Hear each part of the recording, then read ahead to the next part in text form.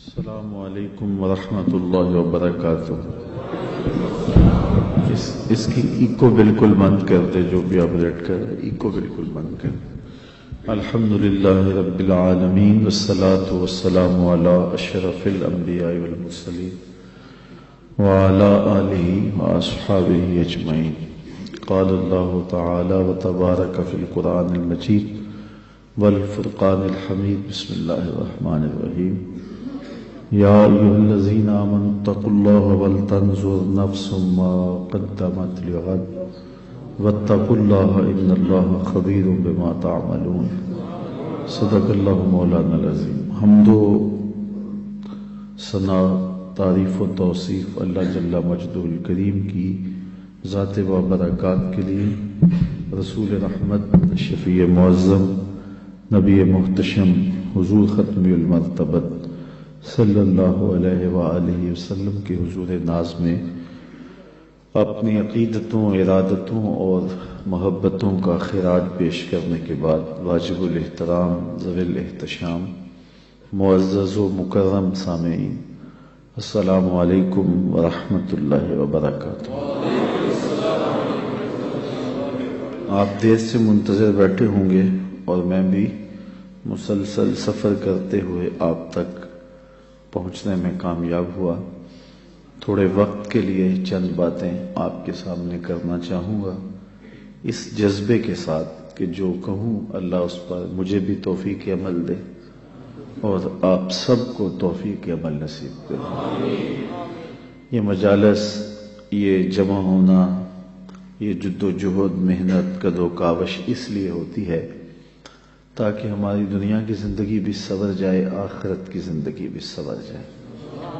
اور جب بھی ایسی مجالس میں بیٹھیں تو یہ نیت رکھا کریں کہ جو ہم سنیں اس کو سمجھیں بھی اور اس پر عمل بھی کریں، اور اللہ کی بارگاہ میں یہ دعا بھی کیا کریں، اللہ ہمارے لیے عمل کرنا آسان کر دے۔ مختصر زندگی ہے، سانس کسی وقت بھی ٹوٹ جانی ہے، اور میں اور آپ آغوش موت میں جانے والے ہیں۔ قبل اس سے کہ وہ وقت آئے اور پھر ہم پچھتائیں، کاش کہ زندگی کو اللہ کے بتائے ہوئے طریقے کے مطابق گزارا ہوتا، پھر پچھتانے سے کچھ فائدہ نہیں ہوگا۔ آج کا پچھتاوا کل کی بہتری کی ضمانت بن سکتا ہے، لیکن کل کا پچھتاوا سوائے حسرت بڑھانے کی اور کچھ نہیں ہوگا۔ اس لیے ہمیں آج اپنی زندگی کہ شب و روز کا محاسبہ کرنا چاہیے۔ وقت پر کافی ہے ایک قطرہ بھی آب خوش ہنگام کا، جل گیا جب کھیت برسا می تو پھر کس کام کا۔ میں نے تو کتب تصوف میں پڑھا ہے، دیگر کتب میں پڑھا ہے کہ قیامت کے دن نیکوکار بھی پچھتائیں گے۔ بدکاروں کا پچھتانا تو سمجھ میں آتا ہے کیوں پچھتائیں گے، لیکن نیکوکار کیوں پچھتائیں گے؟ جب وہ اپنے اچھے اعمال کی جزا دیکھیں گے تو پچھتائیں گے، جو چند لمحے ضائع کیے وہ بھی کیوں ضائع کیے، وہ بھی اللہ کی یاد میں گزار دیے ہوتے، اس کے ذکر میں گزار دیے ہوتے۔ تو صاحبو، میرے پاس بھی آپ کے پاس بھی آج موقع ہے، کل نہیں ہوگا۔ تو اس وقت کو، اس فرصت کی گھڑیوں کو، ان لمحوں کو میں اور آپ غنیمت سمجھیں۔ قبل اس سے کہ توبہ کا دروازہ بند ہو جائے اور پھر پچھتاوا ہو، آج اگر تھوڑا سا تدبر کر لیں اور وقت پر ہم اللہ کے حضور حاضر ہو جائیں تو کل کی زندگی بہتر ہو سکتی ہے۔ ایک مجذوب تھا، فقیر تھا، وہ بازار میں کھڑا رو رہا تھا۔ کسی نے اس کو روک کے پوچھا کہ یہاں کیوں رو رہے ہو کھڑے ہو کے؟ تو اس نے کہا کہ میرا پروگرام بنا تھا ان بندوں کی اور رب کی صلح کروا دوں۔ تو کہا پھر کیا ہوا؟ کہا کہ وہ تو مانتا ہی، یہ نہیں مانتے۔ وہ کہتا ہے ان کو لے آ میری چوکھٹ پہ، ایک آنسو سے پچھلے گناہ دھو ڈالوں گا، خطائیں معاف کر دوں گا، بلکہ میرا وعدہ رہا کہ ان کے گناہوں کو بدل کے نیکیوں میں تبدیل کر دوں گا۔ میں نے ان کو سمجھایا ہے کہ رحمت کا در کھلا ہے، اس کی رحمت کی بارشیں اتر رہی ہیں۔ وہ کہتا ہے آ جاؤ میری چوکھٹ پہ، لیکن یہ ایسے کھوئے ہیں کہ میری بات ہی نہیں سنتے۔ مجھے ان کے رویے پہ رونا آ رہا ہے، ان کی قسمت پہ رونا آ رہا ہے کہ ایسے موقع روز ملتے ہیں۔ لیکن یہ میری بات ہی نہیں سنتے، یہ مانتے ہی نہیں ہیں، یہ میری سنتے ہی نہیں ہیں، اس لیے میں رو رہا ہوں۔ اگلے دن وہی شخص قبرستان کے قریب سے گزرا تو وہی بابا قبرستان میں کھڑا رو رہا تھا۔ اس نے کہا بابا تو بازاروں میں بھی روتا ہے، قبرستانوں میں بھی روتا ہے، آج کیا مسئلہ ہے؟ کہا آج بھی مسئلہ کل والا ہے۔ کہا آج کیا ہوا؟ کہا آج میرا پروگرام تھا ان قبرستان والوں کی اور رب کی صلح کروا دو۔ تو کہا پھر آج کیا مسئلہ بنا؟ کہا آج یہ مانتے ہیں وہ نہیں مانتا۔ قبل اس سے کہ وہ ماننے سے انکار کر دے، توبہ کا دروازہ بند ہو جائے، سورج مغرب سے طلوع ہو جائے، سانسوں کی ڈوری ٹوٹ جائے، آنکھیں تاڑے لگ جائیں، زبان بند ہو جائیں، ہاتھ اکڑ جائیں، اعضائے بدنیاں مدمحل ہو جائیں، اس سے قبل ہم اپنے رب سے سچی توبہ کر کے اپنی آخرت کی طرف توجہ دیں۔ میں نے جو قرآن مجید سے کلمات پڑھے ہیں ان میں اسی مضمون کو بیان کیا گیا، یا ایھا الذین آمنوا اتقوا اللہ، اے ایمان والو اللہ سے ڈر جاؤ، وَلْتَنْظُرْ نَفْسٌ مَا قَدَّمَتْ لِغَدٍ، اور ہر جان یہ دیکھے اس نے آنے والے کل کے لیے آگے کیا بھیجا ہے۔ حضور فرماتے ہیں جب کوئی شخص فوت ہوتا ہے تو لوگ کہتے ہیں اس نے پیچھے کیا چھوڑا ہے، فرشتے کہتے ہیں اس نے آگے کیا بھیجا ہے۔ میں اور آپ دیکھیں کہ ہم نے آگے کیا بھیجا ہے۔ ہماری اصل کمائی وہ ہے جو ہم آگے بھیج چکے ہیں۔ فرمایا کہ ابن آدم کہتا ہے مالی مالی مالی، فرمایا اس کا مال وہ ہے جو اس نے کھایا یا پہنا اور پرانا کر دیا، باقی اس کا نہیں، باقی اس کے وارثوں کا ہے، اور یا پھر وہ ہے جو اس نے آگے بھیج دیا، باقی تو بھی کفن بھی میلا نہیں ہوگا کہ بانٹ لیں گے۔ اللہ اکبر، جن کے لیے گناہ کیے، پاپ کیے، وہ تو اپنے ہاتھ سے غسل دینے کو تیار نہیں ہوں گے، وہ تو قمیض بھی پھاڑ کے اتاریں گے۔ میاں صاحب بولے جاندی واری ڈرونا بنیو تے ہاتھ نہ لاندے ڈردے، جاندی واری ڈرونا بنیو تے ہاتھ نہ لاندے ڈردے، جنہ لئی تو پاپ کمائے اج کتھے نہیں تیرے کر دے۔ وہ تو غسل دینے کے لیے تیار نہیں، انہیں خوف آتا ہے۔ قبرستان کے اوپر بھی کرائے کے بچے بٹھا دیے، وہ خود قرآن پڑھنے کی توفیق بھی نہیں رکھتے وہاں جا کے۔ تو وہی عمل ایسا ہے جو ہم نے اپنے ساتھ لے کے جانا ہے، اپنی آخرت کے لیے سوچنا، کبھی دھوکے نہ پڑنا۔ میرے پہ ناراض نہ ہونا، میں سچی بات کرنے کا عادی ہوں، میرے پہ پیر ناراض ہو جاتے ہیں۔ میں کہتا ہوں پیر وہ ہے جو تمہیں آخرت کی فکر دے، تمہاری زندگی کو اور اوکھا کر دے۔ جو کہتا ہے بس ٹھیک آگے ہو تمہیں موج ہی موج ہے، یہ تماشا نہیں ہے، یہ ایک نظام ہے، یہ دنیا ہے، آخرت ہے، اعمال کی جواب دہی ہے۔ اقبال کہتا ہے تو نے پوچھی ہے امامت کی حقیقت مجھ سے، حق تجھے میری طرح صاحب اسرار کرے، ہے وہی تیرے زمانے کا امام برحق جو تجھے حاضر و موجود سے بیزار کرے، دے کے احساس زیاں تیرا لہو گرما دے، فقر کی سان چڑھا کر تجھے تلوار کرے، موت کے آئینے میں دکھلا کے رخ دوست تیرے لیے زندگی اور بھی دشوار کرے، فتنہ ملت بیضا ہے امامت اس کی جو مسلمان کو سلاطین کا پرستار کرے۔ آپ نوٹ پھینک رہے ہوتے ہیں، جھوم رہے ہوتے ہیں، اور نعت کہہ رہا ہوتا ہے بس تم آگے ہو نعت خواں میں، تو نعت خوانی میں آگے ہو، بس بخشے گئے ہو۔ اللہ کرم کرے، اس کے لیے کوئی مشکل نہیں ہے، لیکن نظام ایسا نہیں ہے۔ ہم سے عمل مانگا گیا ہے، ہم سے سجدے مانگے گئے ہیں، ہم سے حقوق اللہ، حقوق العباد کو پورا کرنے کا تقاضا کیا گیا ہے۔ ہماری زندگی ہے، ایک نظم ہے، پورا نظام شریعت ہے، تو ہم نے اپنی زندگی کے لیے محنت کرنی ہے۔ یار ایک مزدور نے 500 روپیہ کمانا ہو تو 8 گھنٹے کم از کم اسے جو ہے وہ ایک دن میں مزدوری کرنی پڑتی ہے، پھر جا کے شام کو اس کو 500 روپیہ ملتا ہے۔ تو جنت اتنی ہی سستی ہے کہ یوں ہی مل جائے گی۔ ام حسبتم ان تدخلوا الجنہ، کیا تم نے یہ گمان کر لیا ہے کہ جنت یوں ہی مل جائے گی؟ جبکہ تم سے جو پہلے تھے ان کو مصیبتوں میں مبتلا کیا گیا، آزمائشوں میں ڈالا گیا، اور وہ جھنجھوڑ دیے گئے۔ وَزُلْزِلُوا، یہاں لفظ آتے وَزُلْزِلُوا، انہیں جھنجھوڑ دیا گیا، یہاں تک کہ وقت کا نبی بھی پکار اٹھا اہل ایمان بھی پکار اٹھے مالک تیری مدد کب آئے گی؟ تو پھر ہم نے کہا بس ہماری مدد آیا جا رہی ہے۔ تو دنیا آخرت کی کھیتی ہے، آخرت کے لیے تخم عمل ڈالو۔ آج جو تخم عمل ڈالے گا کل وہ فصل کاٹ لے گا۔ دنیا بوائی کا موسم ہے، آخرت کٹائی کا موسم ہے۔ جو بوائی کے موسم میں سحری کے وقت اٹھتا نہیں، ہل جوتتا نہیں، زمین کو کھودتا نہیں، بیج ڈالتا نہیں، سہاگا دیتا نہیں، پانی ڈالتا نہیں، جڑی بوٹیاں تلف نہیں کرتا، تو کیا کٹائی کے موسم کے اندر وہ فصل اٹھا لے گا؟ فصل وہی اٹھائے گا جو مٹی کے ساتھ مٹی ہو گیا، جو سحری کے وقت اٹھا، جس نے چھڑکاؤ کیا، پانی ڈالا، بیج ڈالا، تخم عمل ڈالا، پھر جڑی بوٹیاں ہوگی ان کو کاٹتا رہا۔ اس نے کتنی محنت کی، تیز ہوا چلی تو دل ڈولنے لگا کہیں فصل نہ اجڑ جائے، دھوپ زیادہ گرم ہو گئی تو پریشان ہو گیا، ہاتھ پھیلا کے دعائیں مانگتا رہا، پانی خشک ہونے لگا تو سینچتا رہا پانی کہ میرے بوٹے سوکھ نہ جائیں، پھر جا کے کہیں پھل پکا اور پھر جا کے اس نے کھیتی اٹھائی۔ میاں یہ دنیا فرمایا میرے حضور نے آخرت کی کھیتی ہے۔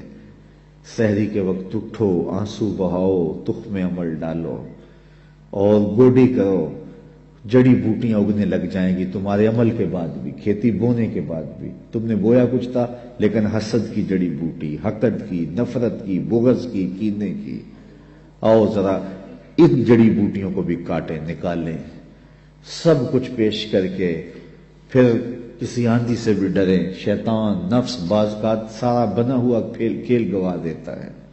بلعم بن باورا کی مثال ہمارے سامنے، بنی اسرائیل کا مستجاب الدعوات ولی تھا، ہاتھ پھیلا کے دعا مانگتا، منہ پہ ہاتھ بعد میں پھیرتا، قبولیت پہلے ہو جاتی، اتنا مقبول تھا، لیکن بھٹک گیا۔ پھر اسی کے بارے میں قرآن نے کہا مثلہ کمثل الکلب، اس کی مثال کتے کی مثال ہے، زبان لٹک گئی، زمین چاٹتا تھا۔ اس لیے میاں صاحب بولے پڑھنے اتے مان کرینا تے نہ آکھی میں پڑھیا، او جبار کہار صداوے متا روڑ دے وے دودھ کڑیا۔ جب تک یہ یقین نہ ہو کہ میرا انجام کیا ہے اتنی دیر تک دھڑکا لگا رہے۔ ایک تابعی حضرت ابو ملیکہ رضی اللہ تعالیٰ عنہ کہتے ہیں میں 30 اصحاب رسول سے ملا ہوں، بخاری کتاب الایمان اٹھائیے، کہتے ہیں میں 30 اصحاب رسول سے ملا ہوں، ہر کوئی ایمان کے بارے میں ڈاڈا فکر مند تھا کہ میرا خاتمہ ٹھیک ہو جائے۔ رنگا رنگ سہیلیاں پرن کڑے پر پریا اس نہ جانیے جس نہ توڑ چڑھے۔ اس لیے یہ تھوڑی زندگی اللہ نے مجھے دی ہے، آپ کو دی ہے، یہ اس کی امانت ہے، یہ کتنی بڑی دولت اس نے ہمیں دی ہے، اس کا شکر ادا کرو کہ سینے میں اسلام کا چراغ ہے۔ سب سے بڑی دولت جو ہمیں اس دنیا پہ دی گئی ہے وہ دولت ایمان ہے، اور آخرت میں سب سے بڑی دولت جو دی جائے گی وہ دیدار الہی ہوگا۔ جو دنیا میں ایمان سے محروم رہا، آخرت میں دیدار الہی سے محروم رہا، وہ حقیقی محروم ہے۔ ایک بندہ ہواؤں میں اڑتا ہے، چرخ پہ جھولتا ہے، عالی شان بنگلوں میں رہتا ہے، دنیا میں پہچان ہے، لوگ سیلوٹ کرتے ہیں، وقار ہے، منصب ہے، عہدہ ہے، لمبی لمبی گاڑیاں ہیں، خوبصورت عورتیں پہلو میں ہیں، زمانہ کہتا ہے کیا قسمت اس کی، کیا کہنے، لیکن سینے میں ایمان کی روشنی نہیں ہے، کوڑی مل نہیں ہے۔ اور ایک بندہ جھونپڑی میں رہتا ہے، دوسری گلی کا کوئی بندہ اسے جانتا نہیں ہے، پھٹے پرانے پیبند لگے لباس ہے، کبھی کھانا ملتا ہے کبھی نہیں ملتا، سوکھی روٹی کھا کے گزارا کر لیتا ہے، کرائے کے مکان میں رہتا ہے، زمانہ پوچھتا نہیں ہے، لیکن سینے میں ایمان کا چراغاں ہے، خوش بخت آدمی ہے۔ اللہ اکبر، خوش بخت وہ ہے جس کے سینے میں ایمان کی روشنی ہے۔ اللہ کا شکر ہے ہم مسلمانوں کے گھر پیدا ہوئے، اگر ہم کسی ہندو کے گھر پیدا ہوتے تو پی ایچ ڈی بھی کر لی ہوتی تو ایمان نہ ملتا۔ کتنے پی ایچ ڈی ڈاکٹر ہیں اور بت کے آگے ہاتھ جوڑے کھڑے، اتنا علم، اتنی بھاری بھرکم ڈگری سمجھ نہیں آ رہی کہ اپنے بدن پہ بیٹھی مکھی تو اڑا نہ سکے، میری ضروریات کا کفیل کیسے ہو سکتا ہے، لیکن ہاتھ جوڑے کھڑے ہیں، سمجھ نہیں آ رہی۔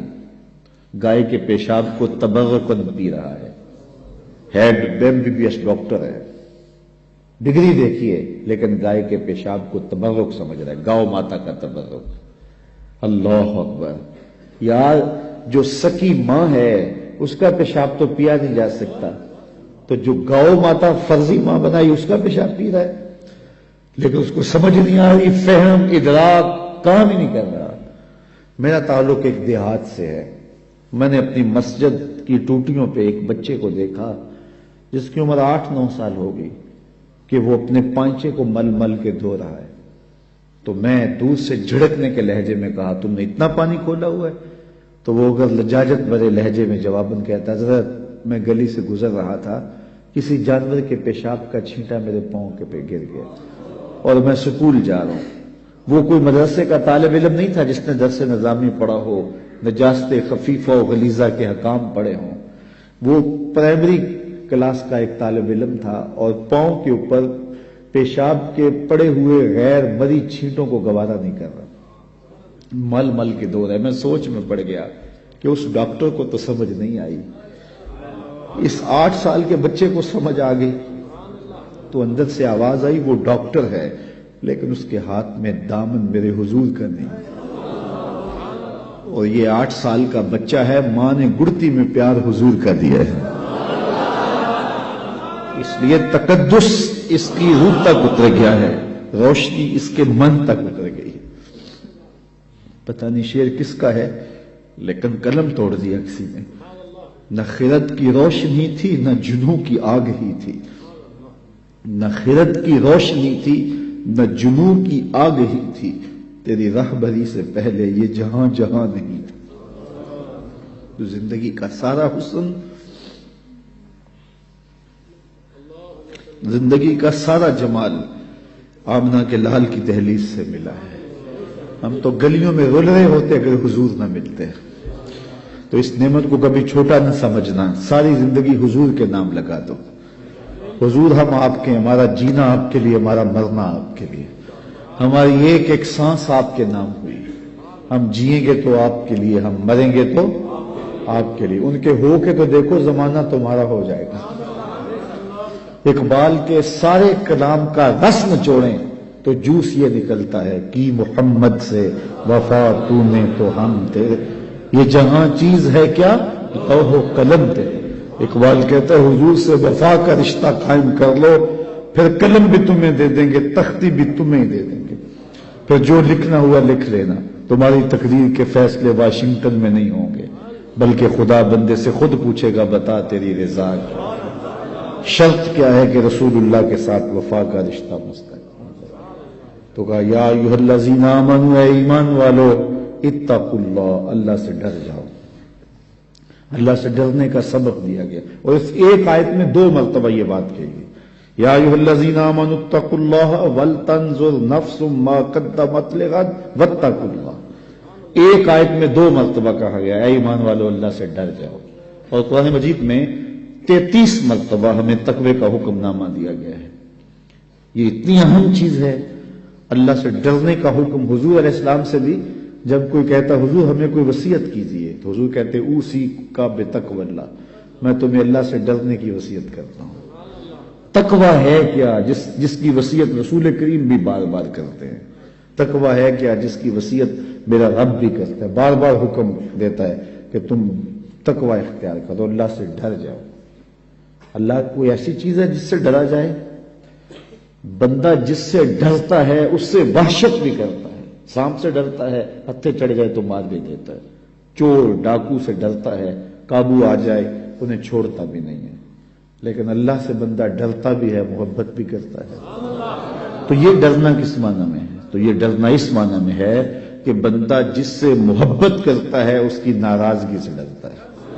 اللہ سے ڈرنا اس معنی میں ہے کہ وہ ناراض نہ ہو جائے، وہ روٹھ نہ جائے، چونکہ میں اس سے پیار کرتا ہوں، اور جس سے بندہ پیار کرتا ہے اس کے تو تیور بدلے تو نیندیں اڑ جاتی ہیں۔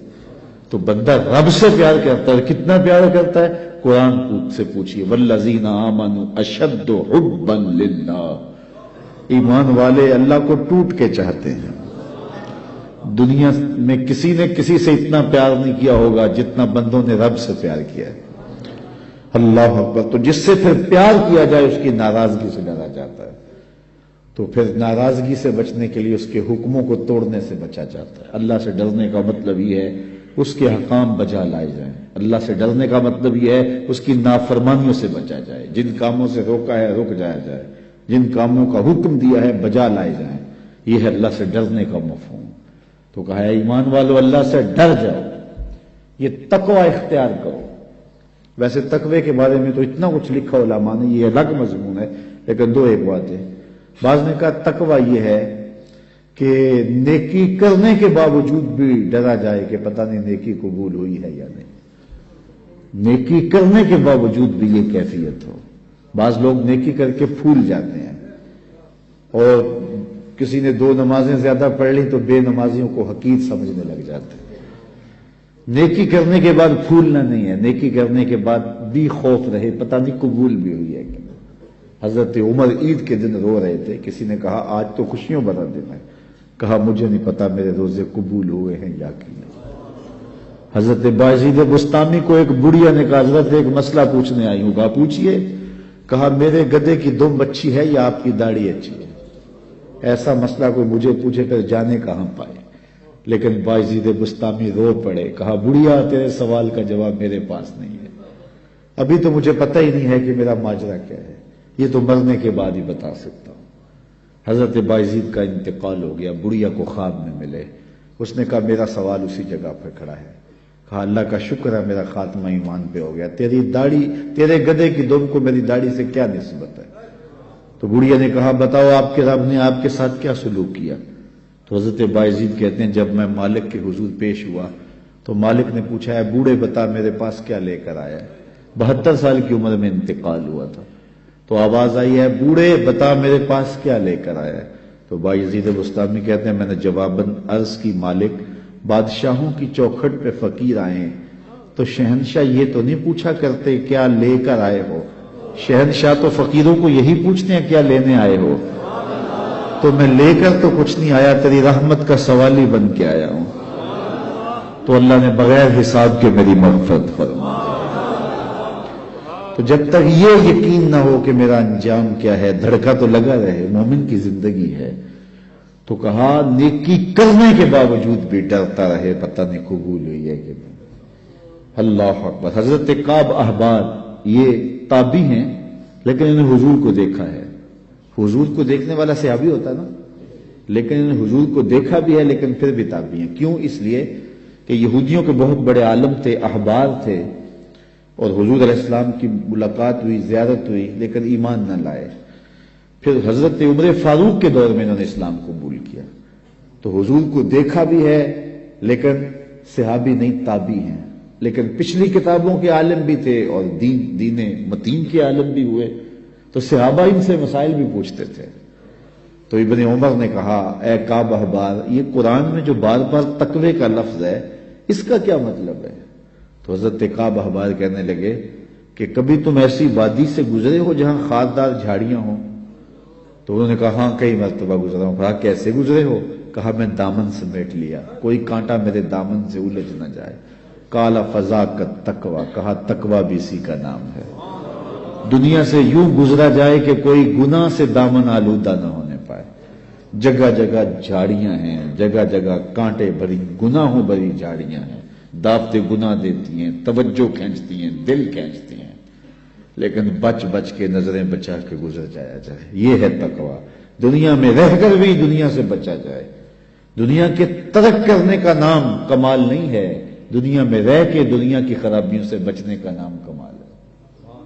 کمال اس مرغابی کا ہے جو پانی میں رہتی بھی ہے لیکن پانی کو پروں میں جذب بھی نہیں ہونے دیتی۔ صوفیہ فرماتے ہیں دنیا میں ایسے رہو جس طرح کشتی پانی میں رہتی ہے، پانی میں رہتی ہے لیکن پانی کو اپنے اندر نہیں آنے دیتی۔ کشتی میں پانی رہے تو خیر ہے، خود بھی ترے گی، اوروں کو بھی ترائے گی، لیکن اگر پانی کشتی میں آ گیا تو کشتی اور اس کے سواروں کو لے ڈوبے گا۔ کہا دنیا میں تم رہو، دنیا تمہارے اندر نہ رہے۔ اللہ اکبر۔ اگر دنیا تمہارے اندر آ گئی پھر پلے بچے گا کچھ نہیں۔ من نظر الی الدنیا نظر الحب اخرج اللہ تعالی من قلبہ نور الیقین والزہد، جو دنیا کو محبت کی نظر سے دیکھتا ہے اللہ اس کے دل سے تقوی کا نور کھینچ لیتا ہے۔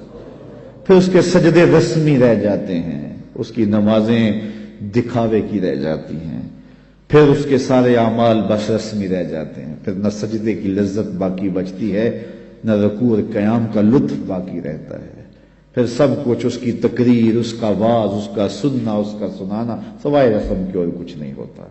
تو دنیا سے محبت نہیں کیجیے گا، میرے حضور نے فرمایا کن فی الدنیا کانک غریب او کعابر سبیل، دنیا میں ایسے رہو جس طرح کوئی اجنبی مسافر رہتا ہے یا پھر کوئی سڑک عبور کرنے والا گزرتا ہے، دائیں بائیں سے دیکھ کے سڑک عبور کر جاتا ہے۔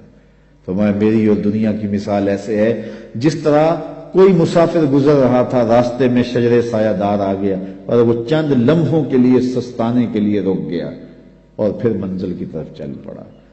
تو دنیا میں چند لمحوں کے لیے ہم رکے ہیں، کوئی 60 سال کے لیے رکا ہے، کوئی 70 سال کے لیے رکا ہے، کوئی 50 سال کے لیے، کوئی 20 سال کے لیے، کوئی 40 سال کے لیے، کسی کے 40 سال بیت گئے، کسی کے 50 سال بیت گئے، کسی کے 20 سال بیت گئے۔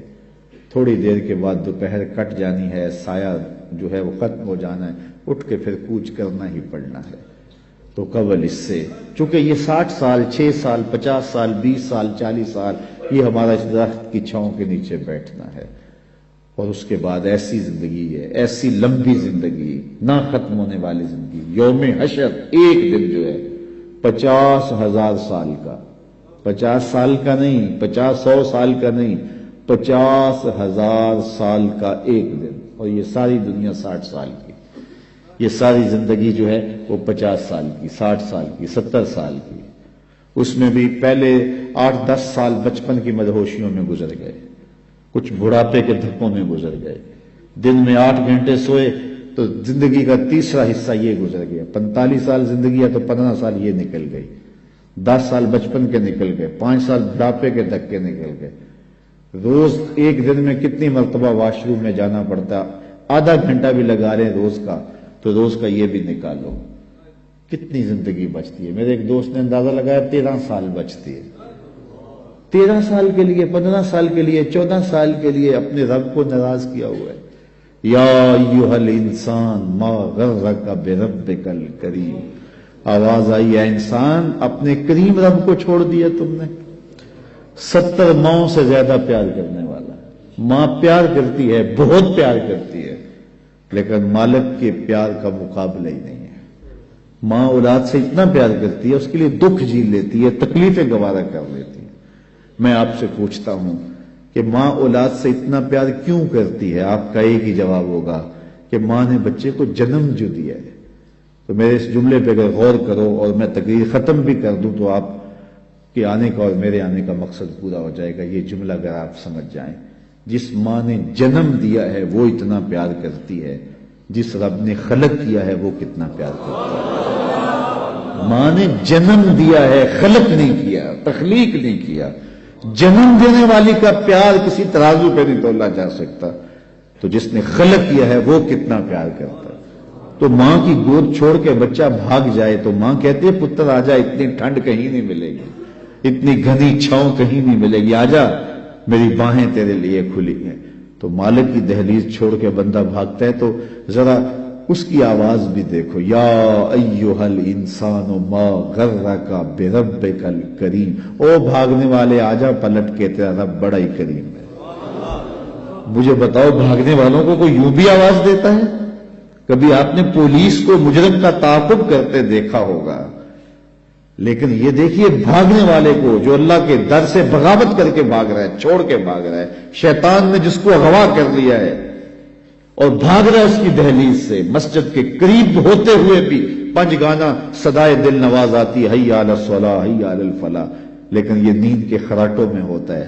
میرا رب اسے بھی کہتا ہے او بھاگنے والے آجا، میں تیرا رب لگتا ہوں، دیکھ میرا تیرا گوڑا رشتہ کتنا ہے، آجا پلٹ، آنا تو تو نے ہے ہی، پھر جو کفن میں منہ چھپا چھپا کے آتا پھرے گا، کھلے منہ آجا، پھر جو تجھے لوگ کندھوں پہ اٹھا کے لائیں گے میرے حضور، بہتر نہیں ہے اپنے قدموں سے چل کے آجا، میری رحمت کے دروازے تیرے لیے کھلے۔ ما غرک بربک الکریم، ماں میں عموم ہے، اہل علم علماء یہاں جو یا طلباء بیٹھے ہیں درس نظامی کے وہ جانتے ہیں ماں میں کیا حسن ہے۔ ما غرک، وہ کون سی شے ہے جس نے تجھے مغرور کر دیا؟ دولت، حسن، جوانی، اقتدار، کوئی ایک چیز بھی ہے جو تیرے پاس ٹھہرنے والی ہے؟ تو کس چیز پہ ناز کر کے اپنے رب کی دہلیز کو بھول گیا ہوا ہے؟ آجا پلٹ کے. کبھی آپ نے دیکھا ہو کوئی نالائق بچہ گھر چھوڑ کے بھاگ جائے تو وہ تو شاید کسی کے برتن ہوٹل پہ مانج کے اپنے پیٹ کی آگ بجھا رہا ہو، لیکن ماں کے حلق سے نیچے لقمہ نہیں اترتا. ماں نہ کچھ کھاتی ہے نہ کچھ پیتی ہے، اور باپ بھی بے قرار ہوتا ہے، پوچھتے پھر نالائق کدھر چلا گیا. اخبارات میں اشتہار چھپتے آپ نے بھی دیکھے ہوں گے، اس نام کا بچہ، رنگ سانولا، لباس اس طرح کا، وضاقت ایسی، اٹھنے بیٹھنے کا سٹائل یہ، اتنے دنوں سے گھر سے گم ہے، اگر کسی کو ملے تو اس نمبر پہ، اس ایڈریس پہ اطلاع کرے، اتنا انعام دیں گے. اور نیچے لکھا ہوتا ہے نوٹ، اگر وہ خود پڑھے تو واپس آ جیسے کچھ نہیں کہا جائے گا. تو میں جب بھی یہ اشتہار پڑھتا ہوں تو میری نظر اس آیت پہ رکتی ہے. رب بھی کہہ رہا ہے یا ایھا الانسان ما غرک بربک الکریم، او بھاگے ہوئے انسان، آجا پلٹ کے تیرا رب کریم ہے، کچھ نہیں کہے گا. آجا پلٹ کے، اس کی رحمت کے دروازے کھلے ہیں. مجرم جب بھاگتا ہے تو واپس آتے ہوئے وہ ڈرتا ہے کہ کیا سلوک ہوگا، لیکن یہ دہلیز ایسی ہے، مجرم بھاگ گیا ہے، اس کی رحمت آوازیں دے رہی، آجا آجا پلٹ کے، میری رحمت کے دروازے کھلے ہوئے ہیں. اور پھر اتنا کرم ہوتا ہے، اتنا کرم ہوتا ہے، جب بندہ اس کے حضور واپس آتا ہے اللہ گناہوں کو بدل کے نیکیوں میں تبدیل کر دیتا ہے. کتنی کرم نوازیاں ہیں. تو کتنا بد نصیب ہے جو اس کی دہلیز پہ نہیں آتا. ہم تو مائل بکرم ہیں، کوئی سائل ہی نہیں، راہ دکھلائیں کسے، راہ رب منزل ہی نہیں، جلوائے طور تو موجود ہے، کوئی موسیٰ ہی نہیں. تو اس کی رحمتیں آوازیں دے رہی، یا ایھا الذین آمنوا اتقوا اللہ، اے ایمان والو اللہ سے ڈر جاؤ، وَلْتَنْظُرْ نَفْسٌ مَا قَدَّمَتْ لِغَدٍ، اور ہر جان دیکھے اس نے آنے والے کل کے لیے آگے کیا بھیجا ہے. میں دنیا کے مختلف ممالک میں جاتا ہوں، ابھی میں جو ہے وہ گھر نہیں آیا، میں سری لنکا سے سیدھا کراچی اور وہاں سے پشاور اور آپ کے پاس آ گیا. تو وہاں میں جہاں بھی جاتا ہوں تو ایک بات ضرور کہتا ہوں دوستوں کو، پاکستان سے گئے ہوئے لوگ ہوتے ہیں تو میں ان کو کہتا ہوں کہ تم یہاں 3-3 2-2 4-4 مرلے کے گھروں میں رہ رہے ہو، اور ایک کوارٹر کے اندر میں دیکھتا ہوں کہ 15-15 نوجوان رہ رہے ہوتے ہیں. تو میں کہتا ہوں پاکستان میں اگر میں کبھی آپ کو ملنے جاؤں آپ کے علاقے میں تو آپ کی 5 کنال کی 4 کنال کی کوٹھی ہوتی ہے، اور وہاں آپ سال میں صرف 1 مہینے کے لیے جاتے ہو، اور یہاں آپ جو ہے وہ 11 ماہ رہنا ہوتا ہے، اور یہاں ایک چھوٹے سے کوارٹر میں 15 لوگ رہ رہے ہو اور کھانا بھی خود پکا رہے ہو. تو یہاں آپ گھر کیوں نہیں بناتے؟ تو وہ کہتے ہیں حضرت آپ جانتے ہیں یہاں ہم نے کون سا بیٹھ رہنا ہے، اصل ہم نے وہاں پلٹ کے اپنے ملک ہی جانا ہے نا، تو اس لیے ہم نے وہاں کے لیے انویسٹمنٹ کیا، یہاں سے کماتے ہیں وہاں بھیجتے ہیں. میں نے کہا یہی مثال دنیا اور آخرت کی سمجھ لو، یہاں سے کمائی کرو اور جنت کے لیے وہاں محل بناؤ، یہاں جیسے بھی گزرے گی گزری جائے گی، اصل زندگی آخرت کی زندگی. اس لیے خندق کھودتے صحابہ کو دیکھا تو پیار آیا تو یہی کہا، اے اللہ زندگی تو آخرت کی زندگی ہے، میرے انصار کو بھی بخش دے، میرے مہاجروں کو بھی بخش دے. تو جس کی آخرت ٹھیک ہوئی وہی سرخرو ہے. دنیا بھی ٹھیک ہو، ہم نہیں کہتے دنیا ٹھیک نہ ہو، اسلام دنیا بھی ٹھیک گزارنے کی تلقین کرتا، لیکن ترجیح آخرت کی ہے. لیکن ہم ایسے غافل، ہماری ترجیح دنیا ہے. بل تؤثرون الحیات الدنیا والآخرۃ خیر وابقی، تم جیتی دنیا کو ترجیح دیتے ہو، حالانکہ آخرت بہتر بھی ہے اور دائمی بھی ہے. وہ نہ ختم ہونے والی زندگی ہے، یہ ختم ہو جانے والی، یہ خواب ٹوٹ جائے گا. مجھے بتائیے، آپ میں سے 70-80 سال کے بوڑھے لوگ بھی بیٹھے ہیں، اور 30-35-40 سال کے جوان بھی بیٹھے ہیں، 16-17-18 سال کے نوعمر بھی بیٹھے ہیں. سب مجھے بتائیے جن کی 40 سال یا 50 سال یا 60 سال زندگی گزری، تو وہ بتاؤ کہ کیسے گزری، کتنی دیر لگی؟ تو سب کہیں ایسے ہی گزر گئی، چٹکی میں گزر گئی. یہ کل کی کہانی، ہمیں دیہات کی گلیاں دکھائی دے رہی ہیں، وہ کاغذ کی کشتی، وہ بارش کا پانی، وہ کل کی کہانی ہے، وہ مٹی کے گھروندے، وہ بچپن، ابھی کل کی کہانی، ننھی سی ایک لکیر ہے اور ہم یہاں آ کھڑے ہوئے. تو میں کہتا ہوں کہ 60 سال گزرتے پتہ نہیں چلا تو آگے 60 سال تو نہیں ہے. 40 سال گزرتے خبر نہیں ہوئی تو آگے 40 سال تو نہیں ہے. تو جب وہ گزر گئے اور ایسے گزر گئے باقی 2 سانسیں ہیں یا 2 سال ہیں یا 20 سال ہیں یا 30 سال ہیں تو وہ بھی ایسے ہی گزر جائیں گے. تو اصل زندگی آخرت کی زندگی ہے جس میں اختتام ہی نہیں ہے. کہتے ہیں جنتی جنت میں جا کے ایک ہی خوف ایک ہی خدشے میں ہوں گے کہیں موت نہ آ جائے, یہ منظر بدل نہ جائے. اور جہنمی جہنم میں جا کے ایک ہی امید ہوگی انہیں, کاش کہ موت آ جائے تو جان چھوٹ جائے. پھر مینڈے کی شکل کے اندر جو ہے وہ حشر کے میدان میں موت کو لایا جائے گا. جنتی جنت سے اور جہنمی جہنم سے دیکھ رہے ہوں گے, اور پھر مینڈے کی شکل میں لائی ہوئی موت کو ذبح کر دیا جائے گا. اب موت کو بھی موت آ گئی تو جنتی اتنے خوش ہوں گے کہ اگر خوشی سے مرا جاتا, موت کو موت نہ آئی ہوتی تو یہ مر جاتے. اور جہنمی اتنے دکھی ہوں گے کہ اگر موت کو موت نہ آئی ہوتی اور غم سے مرا جا سکتا ہوتا تو یہ مر جاتے. ایک ابدی زندگی ہے جو نہ ختم ہونے والی ہے, اور یہ زندگی بکھر جانے والا خواب ہے. تو میں سمجھتا ہوں اس سے بڑا جو ہے وہ احمق نہیں ہے جو اپنی آخرت کو برباد کرتا ہے. تو سورۃ الاعلیٰ کے اندر خاص طور پہ یہ بات کہی گی, بل تؤثرون الحیاۃ الدنیا والآخرۃ خیر وابقی ان ھذا لفی الصحف الاولی صحف ابراہیم وموسیٰ. کا یہ صرف ہم نے قرآن میں بیان نہیں کیا, یہ حضرت ابراہیم حضرت موسیٰ پر جو صحیفے اترے تھے یہ کہانیاں ہم نے وہاں بھی لکھی ہیں. انسان کو بتایا ہے, اس کو معاد کی خبر دی ہے, دنیا کی بے ثباتی کی کہانی بتائی ہے. تو وہ اس دنیا میں رہ کے اپنی آخرت کی طرف توجہ دے. یہ بوائی کا موسم ہے, آخرت کٹائی کا موسم ہے. تخم میں عمل ڈالے, محنت کرے, گوڈی دے, جڑی بوٹیاں تلف کرے, اپنے عمل کی بہتریاں کرے, آنسوں کا چھڑکاؤ کرے, تہجد کے سجدے نصیب ہوں. 5 گانا نمازوں میں کوتاہی ممکن ہی نہ ہو. ہمارے بزرگ فرمایا کرتے تھے سونے سے قبل 5 انگلیاں بھی گن لیا کرو, 5 نمازیں بھی گن لیا کرو. اور اگر تہجد نصیب ہو جائے, کتنے خوش نصیب ہیں وہ لوگ جو سحری کا اٹھنا پا لیتے ہیں. ایک روایت میں آتا جب سحری کے لمحے ہوتے ہیں تو شوہر اٹھتا ہے اور اپنی بیوی کو بھی جھنجھوڑتا ہے, لیکن نیند کے غلبے کی وجہ سے وہ اٹھ نہیں پاتی. خیر یہ چلا جاتا ہے, وضو کرتا ہے, واپس آتے ہوئے چلو میں تھوڑا سا پانی لے آتا ہے اور اپنی بیوی کے اوپر چھڑک دیتا ہے, تو وہ بھی اٹھ جاتی ہے اور یہ مصلی بچھا کے نماز پڑھنے لگ جاتا ہے. اللہ کے حضور سجدہ ریزیاں کرتا ہے, اور وہ بھی جلدی سے وضو کر کے اس مصلی کے ساتھ مصلی بچھا کے خاتون بھی نماز پڑھنے لگ جاتی ہے. تہجد کے سجدے ہیں, سحری کے لمحے ہیں, رات کی تاریکیاں ہیں, کوئی دیکھنے والا نہیں ہے. 2 مصلی بچھے ہیں, ایک پہ شوہر کھڑا ہے, ایک مصلی پہ بیوی کھڑی ہے. رب کی دہلیز کا نوکر اور اس کی چوکھٹ کی باندی, دونوں سجدہ ریز ہیں. حدیث میں آتا ہے جب یہ سجدے کر رہے ہوتے ہیں اللہ دیکھ کے مسکرا رہا ہوتا ہے, اپنی شان کے مطابق مسکرا رہا ہوتا ہے کہ دیکھو میرا بندہ اور میری بندی میرے لیے سجدے کر رہے ہیں. پھر کتنی رحمتیں برستی ہیں, کتنی کرم نوازیاں ہوتی ہیں. ذرا اپنی سحریوں کا آغاز سجدوں سے کرو, پھر آپ کو کسی بابے کے پاس نہیں جانا پڑے گا کہ جن آ گیا, بھوت آ گیا, ہمارے گھر میں سایہ ہو گیا, بدروحوں کا اثر ہو گیا, کسی نے تعویذ ڈال دیے, جادو کر دیا, ٹونا کر دیا.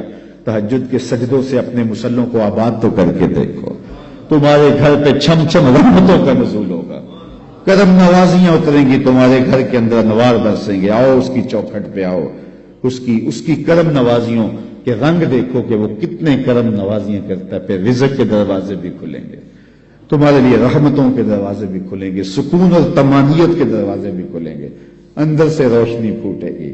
تہجد کے وقت جب سجدے میں سر رکھ کے کہو گے سبحان ربی الاعلی, تو پھر اندر سے ایسی روشنی پھوٹے گی, اندر بوٹی مشک مچایا اتے جاں پھلاں تے آئی ہو. پھر کیفیات نصیب ہوں گی, پھر من میں چراغا ہوگا. آؤ اپنے آپ کو مالک کی چوکھٹ پہ لے جاؤ, اس کی دہلیز پہ لے جاؤ. تو کہا ہر جان یہ دیکھے اس نے آنے والے کل کے لیے آگے کیا بھیجا ہے. پھر کہا واتقوا اللہ, اور اللہ سے ڈر جاؤ. پھر دوبارہ وہی تلقین کی. پھر ارشاد فرما ان اللہ خبیر بما تعملون, جو تم کرتے ہو تمہارا رب اس سے باخبر ہے, تم اس کی نگاہوں سے پوشیدہ نہیں ہو. آج کہیں لکھا ہوتا نا خبردار کیمرے کی آنکھ دیکھ رہی ہے, تو لوگ سیدھے ہو کے بیٹھ جاتے ہیں. کیمرے کی آنکھ دیکھ رہی ہے, کیمرے کی تو لائٹ بھی بند ہو سکتی ہے, اس کا سسٹم خراب بھی ہو سکتا ہے, لیکن جو رب کے کیمرے لگے ہیں وہ سسٹم کبھی خراب نہیں ہوتا. کیمرے کی ایک رینج ہے، اس سے آگے نہیں دیکھ پاتا، لیکن مالک کی شان کے ارا زبیبن نملۃ السودا، کالی رات کے اندھیرے میں، کالے پہاڑوں کے سلسلے میں، گہری غار کے اندر چیونٹیوں کے عمیق سوراخ میں جب چیونٹی چلتی ہے تو اس کے ننھے مہین قدموں سے سینہ سنگ کے اوپر جو وہمی اور گمانی لکیر بنتی ہے، تمہارا رب اس کو یوں دیکھتا ہے جس طرح دیوار چین کو دیکھتا ہے۔ اس کی نظروں سے کیا ہماری خلوتیں پوشیدہ ہیں، ہمارے اعمال پوشیدہ ہیں؟ کیا اس کی نظروں سے ہمارے خیال پوشیدہ ہیں؟ دروازہ مقفل کر کے اگر ہم گناہ کریں گے تو کیا مالک سے پوشیدہ ہوں گے؟ لوگوں سے تو پوشیدہ ہیں لیکن مالک سے پوشیدہ نہیں ہے۔ یہ عقیدہ جم جائے تو بند کوٹری میں بھی جرم نہیں ہو سکتا۔ آپ دیکھتے نہیں ہیں کہ جب دروازے مقفل کر کے بت کے اوپر بھی موٹا کھیس ڈال کے زلیخا بولی ہے تا لگ یوسف اب تو آ جاؤ، اب تو کوئی نہیں دیکھ رہا، تو جناب یوسف نے کہا کالا معاذ اللہ، میں اللہ کی پناہ میں آتا ہوں، تو اپنے اس بے جان بت اور مجسمے سے بھی حیا کرتی ہے اور اس کے اوپر بھی جو دیکھ نہیں سکتا پردہ ڈال لیا ہے، اور میں اس سے حیا نہ کروں جو ساتویں کوٹڑی میں بھی دیکھتا ہے۔ پھر اتنی روشنیاں برستی ہیں کہ گناہ کا تصور بھی محال ہوتا ہے، اور یوسف بھاگتے ہیں تو اللہ دروازے کو کشادہ کرتا چلا جاتا ہے۔ تو آؤ تو اس چوکھٹ پہ، تو وہ تو بند کمروں کے ماحول دیکھتا ہے، اس سے تو کوئی چیز پوشیدہ نہیں ہے۔ یہ یقین اتر جائے، روح میں جم جائے تو پھر زندگی سنور جاتی ہے۔ اور میں آپ کو ایک اور بات عرض کرنا چاہتا ہوں کہ بطور سنی آپ تو یہ بھی عقیدہ رکھتے ہیں کہ رسول کریم کی نگاہوں سے کچھ پوشیدہ نہیں ہے، تو کیا یہ عقیدہ 3 گھنٹے کے مناظرے کے لیے رکھا ہوا ہے کہ عمل پہ بھی اس کا کوئی اثر ہے؟ اگر عمل پہ کوئی اثر ہے تو پھر بند خلوت کدے میں بھی جرم کرتے شرم آئے کہ رسول اللہ کی نگاہوں سے تو کچھ پوشیدہ نہیں ہے۔ پھر ہماری خلوتیں جو ہے وہ پاک ہو جائیں، ہماری جلوتیں پاک ہو جائیں، ہم رسول اللہ کی نگاہوں سے بھی پوشیدہ نہیں رہ سکتے۔ ان کی نگاہیں دوربین بھی دیکھتی ہے، ہمارے رب کی نگاہیں بھی دیکھتی ہیں، حضور اللہ کی عطا سے دیکھتے ہیں۔ تو جب یہ عقیدے جم جائیں گے، روح میں اتر جائیں گے، تو زندگی میں نظم پیدا ہو جائے گا۔ جہاں کوئی سیکورٹی نہیں پہنچتی، کوئی عقیدہ نہیں پہنچتا، کوئی جو ہے وہ کیمرہ نہیں پہنچتا، وہاں یہ عقیدہ پہنچتا ہے۔ ان اللہ خبیر بما تعملون، جو تم کرتے ہو تمہارا رب اس سے باخبر ہے۔ تو آئیے میں اور آپ اپنی زندگی کو ایک نظم میں لائیں۔ جو اللہ نے ہمیں مہلت دی، وقت دیا، آج ہمیں اللہ نے مہلت دی ہے، ہمارے پاس ابھی زندگی ہے، سانسیں چل رہی ہیں، توبہ کا دروازہ بھی بند نہیں ہوا، اس کے چوکھٹ، اس کے حضور آئیں گے، توبہ کریں گے، وہ سارے گناہ معاف کر دے گا۔ آئیے اپنی زندگی کو اس کی دہلیز پہ لے آئیں۔ بہت وقت ہم گزار چکے، لیکن جو وقت باقی ہے اس کو مالک کے لیے گزاریں، ایک ایک سانس اس کے نام کر دیں، اس کے محبوب کی اطاعت کو، فرما برداری کو شعار زندگی بنا لیں۔ اللہ اپنی رحمتوں کا سایہ عطا فرمائے۔ میں زیادہ لمبا خطاب کرتا، لیکن میرا خیال ہے سمجھنے کے لیے، سوچنے کے لیے، عمل کرنے کے لیے اتنی باتیں بھی کافی ہیں، اور ایک تھکے ہوئے شخص سے اتنی باتیں بھی اگر آپ تک پہنچ گئی ہیں تو ان پر عمل نصیب ہو جائے تو زندگی میں بہت کچھ تبدیلیاں لائی جا سکتی ہیں۔ میں آپ کے لیے دعا گو ہوں، اور آپ سارے لوگ میرے لیے دعا گو رہے ہیں کہ اللہ ہم سب کی زندگی خوبصورت کر دے، خیرات حسنات دنیا اور حسنات آخرت عطا فرمائے، ہمیں بھلائیاں بھی دے، اپنی یاد بھی دے، اپنا ذکر بھی دے، ہمیں رزق حلال دے، ہر حرام کے ایک لقمے سے بھی ہماری حفاظت کرے۔ یہ دن مارو مار لگی ہے، بھاگ دوڑ لگی ہے کہ ہم بہت امیر ہو جائیں، ایک دوسرے سے امیر ہو جائیں، چھوڑو اس فکر کو، بس اللہ کے حضور پیش ہونے کا سوچو۔ حضرت سری سکتی رضی اللہ تعالیٰ عنہ فرمایا کرتے تھے، میں تو اس بات سے ڈرتا ہوں اپنے رب کا سامنا کیسے کروں گا۔ سب سے بڑی بات تو یہ ہے، تو جو اللہ نے دے دیا ہم بھوکے نہیں سوتے ہیں۔ میں تو جب سے ہوش سنبھالی آج تک بھوکا نہیں سویا، تو میرا خیال آپ بھی نہیں سوئے ہوں گے۔ وہ پتھر کے اندر جو کیڑا ہے اس کو بھی رزق دیتا ہے، اس نے رزق ذمہ لیا ہے۔ وَمَا مِن دَابَّةٍ فِي الْأَرْضِ إِلَّا عَلَى اللَّهِ رِزْقُهَا، زمین پر چلنے رینگنے والی کوئی چیز نہیں جس کا رزق اللہ کے ذمہ کرم پہ نہ ہو۔ وہ تو یار ہمیں تو دو وقت کی روٹی سادہ سی چاہیے ہوتی ہے. ایک پرندہ ہے ہنس. ہنس سچے موتی کھاتا ہے, سچے موتی. اور آپ پنساری کے پاس چلے جائیں تو آپ اس کو ہزاروں روپے دیں تو وہ تولوں اور ماشوں میں آپ کو دے گا, اتنے کم یاب. اور پھر بھی آپ یقین سے نہیں کہہ سکتے کہ یہ سچے ہیں, ہزاروں روپے خرچ کر کے. تو ہمیں دوائیوں میں استعمال کرنے کے لیے وہ اگر چاہیے تو پھر تولوں ماشوں میں ملتے ہیں. اور دنیا کے اوپر ہزاروں لاکھوں ہنس پائے جاتے ہیں اور روزانہ پیٹ بھر کے ان کو موتی چاہیے ہوتے ہیں. رب روزی عطا فرماتا ہے, اس کے لیے کوئی مشکل نہیں ہے. ہماری ہڈیاں تو دو پاؤ دودھ جو ہے وہ گوشت پک جاتی ہے, لیکن ایک دن کے اندر ایک شیر کتنا گوشت کھاتا ہے, اللہ اسے روزی دیتا ہے.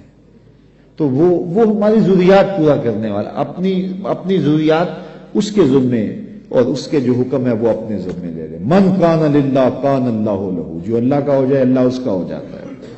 وَيَرْزُقُهُ مِنْ حَيْثُ لَا يَحْتَسِبُ, اور پھر اللہ وہاں سے دیتا ہے جہاں سے اسے گمان بھی نہیں ہوتا. ہم خام خواہ کی ٹینشن پالی ہوئی ہے سویر سے لے کر شام تک. ہمارے لیے صرف اتنا کام ہے کہ ہم مزدوری کریں, محنت کریں, دفتر جائیں, بس اتنا کام ہے. باقی کہاں سے آئے گا, کیسے ہوگا, یہ ٹینشن لینے کی ضرورت نہیں ہے. دفتر جا رہے ہو, کاروبار پہ جا رہے ہو, درود پڑھتے ہوئے جاؤ, بس بات ختم. واپس آؤ تو درود پڑھتے ہوئے آؤ. جو کام کرنا ہے وہ کرو, بس اللہ تمہارے رزق کا جو ذمہ لیا ہے, حدیث میں آتا ہے رزق بندے کو ایسے تلاش کرتا ہے جیسے موت تلاش کرتی ہے. اس لیے کوئی ٹینشن نہیں ہے, کوئی پریشانی نہیں ہے. اصل پریشانی ہے آخرت نہ بگڑ جائے, اس کا پھر دوسرا موقع نہیں ہے. 3 سوال ہوں گے قبر میں, 3 سوال ہوں گے, وہ پہلے سے بتا دیے یہ ہوں گے. من ربک ما دینک ما کنت تقول فی ھذا الرجل. تینوں پہلے پیپر پہلے ہی آؤٹ ہو گیا نا, پہلے بتا دیا, تیاری کر لو. ہم پیپر دیتے ہیں لیکن اگر فیل ہو جاتے ہیں پھر سپلی دوبارہ دے دیتے ہیں, پھر دوبارہ 3 موقع تو ہوتے ہیں. لیکن یہ پیپر ایسا ہے کہ پہلے ہی آؤٹ کر دیا لیکن موقع دوسرا نہیں ملنا, وہ ایک ہی ہے موقع. اگر فیل ہو گئے تو فیل, کامیاب ہو گئے تو کامیاب. اس لیے اتنی سہولت دی, پیپر بتا دیے, پیپر کیا آئے گا, اس کا جواب کیا ہوگا, سب کچھ بتا دیا. اور پھر کہا اب اس کی تیاری کر لو. اگر کوئی نکما اب بھی فیل ہو جاتا ہے پھر کوئی دوسرا چانس نہیں ہے, کوئی سپلی نہیں ہوگی, بس پھر جو فیل جو کامیاب. جب اتنا حساس معاملہ ہے تو پھر ہم کیوں اپنی زندگی کو مرتب نہیں کرتے, کیوں منظم نہیں کرتے. اللہ تعالیٰ جل شانہ آپ سب پر اپنی رحمتوں کے سائے نازل فرمائے, اور اللہ مجھے بھی آپ کو بھی اپنی کرم نوازیوں کے حصار میں رکھے. دنیا آخرت کی بلائیاں ہم سب کا مقسوم کرے. اللہ ہمیں رزق حلال دے, رزق وسیع دے, رزق فراواں دے, رزق سہل عطا کرے, پیچیدگیوں سے بچائے, مشکلوں سے بچائے. اللہ ہماری نظروں کی حفاظت نصیب کرے. اللہ ہمارے خیالوں کی طہارت دے. ہماری بچیوں, ہمارے بیٹوں, ہماری بیٹیوں کو, ان کی خلوتوں کو اللہ پاکیزہ کر دے. یہ جدید آلات موسیقی آئے ہیں, یہ آلات آئے ہیں, انہوں نے قوم کو بگاڑ کے رکھ دیا, نئی نسل برباد ہو گئی. اقبال نے کہا تھا دل کے لیے موت ہے مشینوں کی حکومت, احساس مروت کو کچل دیتے ہیں آلات. ان آلات نے کچل کے رکھ دیا, نسلوں سے حیا چھین لیا. اللہ اکبر. یہ ویلنٹائن ڈے کے نام سے یہ کتنی بدتمیزی کی رسم ہے, اور ہمارے معاشرے کے اندر کتنے بد نصیب ہے لوگ جو اس کو اپنی رسم قرار دے رہے ہیں. اسلام تو دین ہی حیا کا ہے. تو اللہ کی بارگاہ میں یہ دعا مانگے ہماری نسلوں کے سینوں سے کبھی حیا نہ نکلے, ان کی آنکھوں میں حیا کی بجلیاں ہمیشہ موجود رہیں, اور اللہ اس مسجد کو بھی آباد رکھے, اور سب سے بڑھ کر اللہ میرے وطن کی حفاظت کرے, ہمارے ایمان کی حفاظت کرے. الحمدللہ رب العالمین والصلاة والسلام علی اشرف الانبیاء والمرسلین. ہمارے اٹھے ہوئے ہاتھ کبھی خالی نہ پھیرنا, پھیلی ہوئی جولیاں ہمیشہ رحمتوں سے بھر دینا, من کی روشنیاں دینا, باطن کے اجالے دینا. اٹھے ہوئے ہاتھ کبھی خالی نہ موڑنا, پھیلی ہوئی جولیاں اپنی رحمات سے بھر دینا, ظاہر باطن کی پاکیزگیاں دینا. محبوب کی غلامی میں زندگی سی میں موت عطا فرما, نفس و شیطان کی شر سے بچانا. اے اللہ جتنے لوگ آئے ہیں گھروں میں واپس پہنچنے سے قبل اس اجتماع کی برکتیں سب کے گھروں تک پہنچا دیں. وصلی اللہ تعالی علی النبی الامین وعلی آلہ واصحابہ اجمعین. میری گزارش ہے کہ صرف 3 منٹ کے لیے آپ اپنی جگہوں پہ بیٹھے رہیں اور اپنی ساری توجہات اپنے دل کی جانب لگائیں. جو جانا چاہے وہ بے شک چلا جائے، لیکن جو رکنا چاہے وہ 3 منٹ کے لیے اپنی توجہات اپنی دل کی طرف لگائے اور اپنے بارے کچھ نہ کچھ سوچے کہ میں کہاں کھڑا ہوں، اور یہ خیال بھی کرے کہ میرے دل سے اللہ کی صدا پھوٹ رہی ہے، میرا دل اللہ اللہ پکار رہا ہے. چند لمحوں کے لیے ہم یہاں بیٹھے تاکہ جو ہمیں نصیب ہوا، جو سنا، اس کو اپنے اندر جذب کرنے کی کوشش کریں. پھر چپکے سے ہم اٹھ کے اپنے اپنے گھروں کی طرف پلٹ جائیں گے. اللہ مجھے آپ کو اپنی رحمتوں کے حصار میں رکھے.